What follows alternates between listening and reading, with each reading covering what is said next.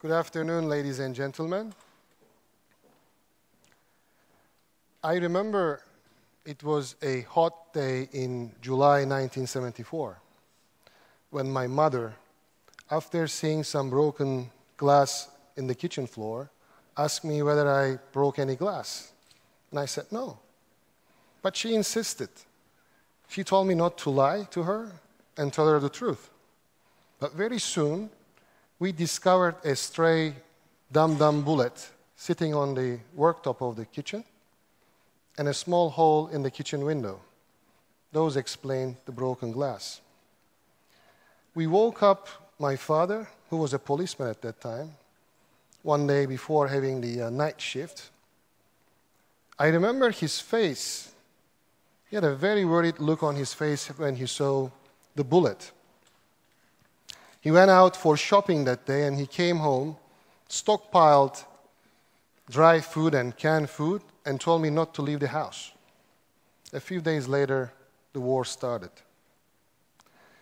I remember the two soldiers from our side who came and knocked on our door as well as the neighbor's door, telling us that the enemy soldiers are only 100 meters away, that we have to vacate the house and escape and flee. I remember very vividly how my sleepers were coming out of my feet when I was running together with my mother, my elder brother, and the neighbors towards the next safe haven, which was the basement of a primary school.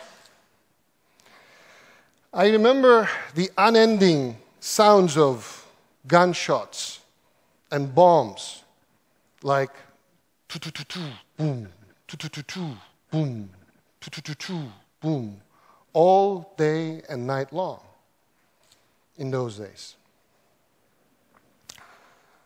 I remember the very same night when we were in that primary school basement, when, again, soldiers from our side came and took my brother, who was only 15, telling my crying mother that he wouldn't be given a gun to fight, but he will help filling the sandbags for the shelters for the fighting soldiers.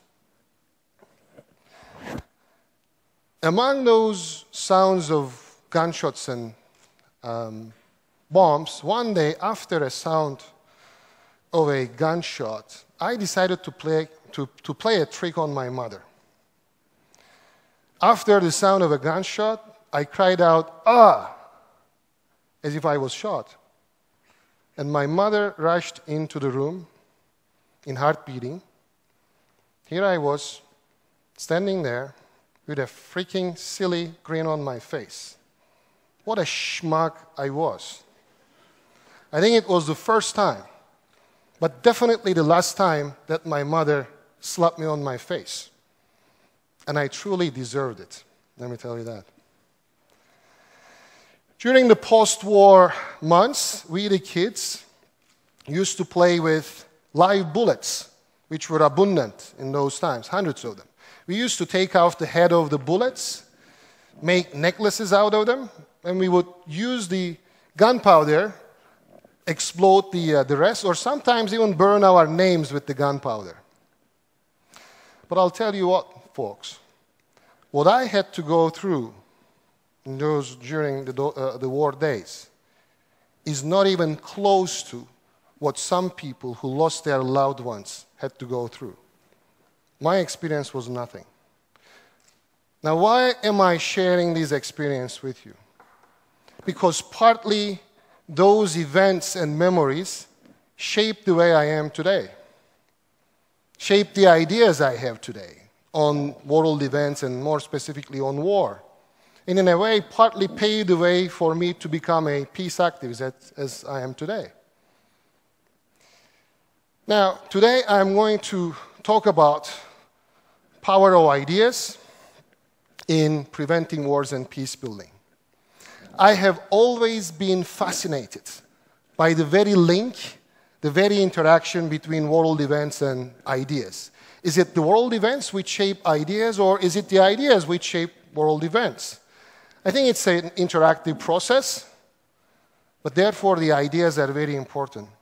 I think that with the right ideas, we can shape events towards a peaceful future. But likewise, some ideas, even scientifically not proven or based on ungrounded arguments, if they are used in the right place and the right time, they can become self-fulfilling prophecies. In 1993, I was studying international relations as a master's student when I first read Samuel Huntington's famous article called Clash of Civilizations. Here Huntington talks about that future wars will take place between people who belong to different civilizations. Basically, what Huntington is saying to us is that people who belong to different civilizations, when they come into contact, they are doomed to clash. Huntington divides the world population into 7 or 8 civilizations, like Western civilization, Confucian civilization, Islamic civilization, and whatnot. But you know what? He himself was not sure whether there are 7 or 8 civilizations in the world. For him, 8th civilization was, and I quote, possibly African civilization, unquote. Possibly African civilization? My first reaction when I read this article was, to tell you the truth, I felt like puking on it. And I threw it away. But I felt very angry and worried after reading that article. And I'll tell you why I felt angry and worried after reading that article. Because there I saw the power of ideas, although based on ungrounded arguments, to become self-fulfilling prophecies. I was worried and angry because Huntington was an established professor of international relations. His article came out in a very influential journal called Foreign Affairs, which is widely read by both scholars and practitioners. And let's face it, folks, whatever we read, whatever ideas we read, we get influenced by them. That's exactly why I was so angry and worried. And you know what happened, especially after the 9/11 events, September 11, 2001 events? Unfortunately, that clash of civilization argument became widely popular all around the world. Now, what I'm telling you is this. Similar to that, what we should do is we should promote ideas like what, for example, Immanuel Kant in 1795 called perpetual peace. Perpetual peace is a state of affairs where peace is permanently established on a region, and ideally, of course, on the whole world. But then you might ask me, how do we reach perpetual peace? Well, some years ago, through my own peace-building experience on the ground, I found out that I was not a Superman. It is sad, right? Yes. But I also found out that establishing peace, one case at a time, one community at a time, is possible. And this is exactly what we should do. We should stop being depressed about not being a Superman, but we should constantly rethink about new ideas of how to establish peace in our own community, regenerate new ideas, spread them, test them. My actual peace-building experience goes more than 20 years ago. That's when I started crossing to the other side. And it coincided with my graduate studies in international relations with an emphasis on peace-building and conflict resolution. Now I look back, I see that my urge to be involved in peace building, be a peace activist, was partly coming from those 1974 war days, my experience, but partly also coming from my own fascination with the mission of the discipline of international relations. You know, the mission, the discipline of international relations was established after World War I with a very honorable mission. And the mission was to scientifically study ways, to find ways to prevent wars taking place. Now, isn't that a very honorable mission? Today, I feel very proud to be a member of this discipline. And you know, although I am a professor of international relations, I consider myself as an eternal student of international relations. You know why? Because the excitement is in being a student. Because being a student it means that you are constantly exposed to new ideas. You are challenged by new ideas. You generate new ideas. You spread them. You test them. So it's a constant rethinking, regenerating, and reacting. Now that I look back retrospectively, what I can tell you is this. Wars need to be prevented in all costs. Let me repeat for those who cannot understand. Wars need to be prevented in all costs.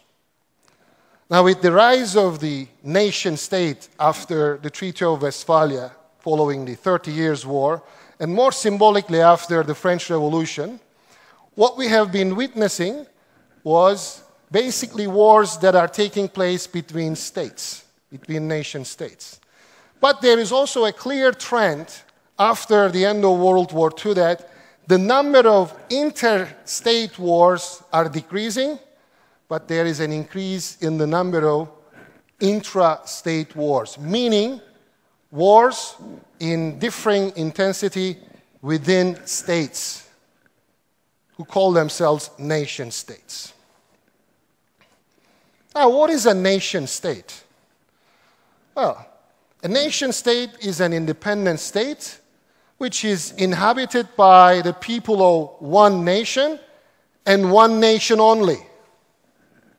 Well, what if there are people, groups of people, who belong to different ethnicity and religion or sect or linguistic group who do not identify themselves as belonging to the nation? Sounds familiar? I bet it does.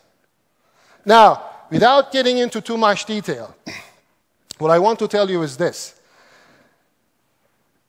Main reason for most of these intra-state wars, meaning these conflicts which are taking place in one state, are mostly because of the fact that the dominant group in that state tries to impose that nation-state paradigm on the rest of the people. Let me cut to the chase.